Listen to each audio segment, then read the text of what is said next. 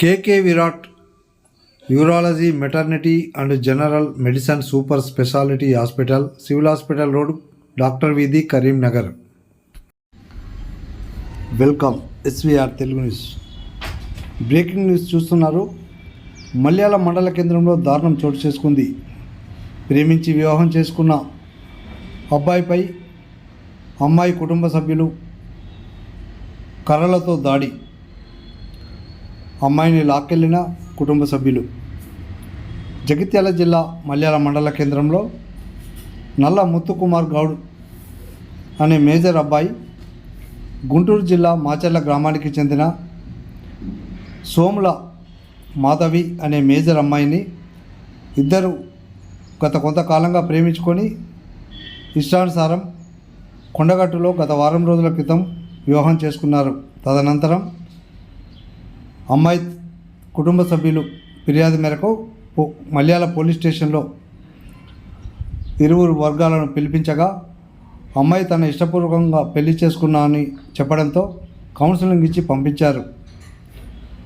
తర్వాత హఠాత్తుగా అమ్మాయి బంధువులు, కుటుంబ సభ్యులు అబ్బాయి ముత్తుకుమార్ ఇంటిపై కర్రలతో దాడి చేసి హత్యాయత్నం చేయబోయి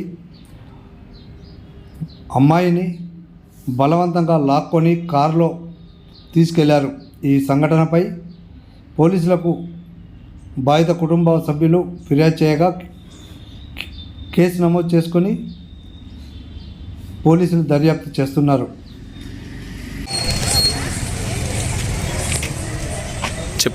నా పేరు ముత్తుకుమార్, మా వైఫ్ పేరు మాధవి.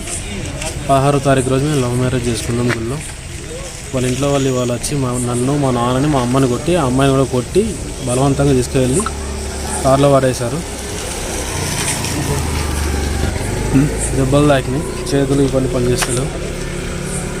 ఓకే, ఇదంతా ఇంకేం చెప్పండి. ఎవరెవరు దాడి చేశారు? నా మీద, మా నాన్న మీద, అమ్మ మీద దాడి చేశారు. అమ్మాయిని ఎట్లా తీసుకెళ్లారు? జుట్టు పట్టుకొని కొట్టుకుంటే, ఇద్దరు కొట్టుకుంటే, వాళ్ళ పెద్దమ్మ, వాళ్ళ అన్న, వాళ్ళందరూ కొట్టుకుంటూ తీసుకుని వెళ్ళారు. ఎత్తుకొని వెళ్ళిపోయారు 4-5 కలిసి.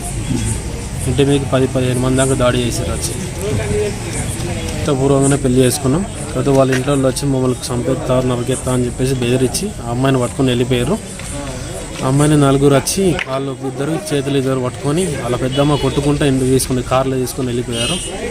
వాళ్ళ వల్ల మాకు ప్రాణహాని ఉన్నది. చంపేస్తా అని చెప్పారు. అమ్మాయిని కూడా చంపేస్తా అని చెప్పారు. అవసరమైతే రక్తం లేకపోతే చంపుతామని బెదిరిస్తున్నారు. ఇంటికి వచ్చి ఇది 3వ ఇంటికి రావడం. పోలీసులో కూడా ఆల్రెడీ ఇదివరకు ఒకసారి రిపోర్ట్ చేశాం. కానీ ఇవాళ వస్తారు, అన్ఎక్స్పెక్టెడ్గా వస్తారని తెలుసుకోలే. డైరెక్ట్ ఇంటికి వచ్చి అటాక్ చేసి అమ్మాయిని ఎత్తుకొని వెళ్ళిపోయారు కొట్టి. మాకు ఈ విషయంలో పోలీసు వాళ్ళు న్యాయం చేయాలని కోరుకుంటున్నాం.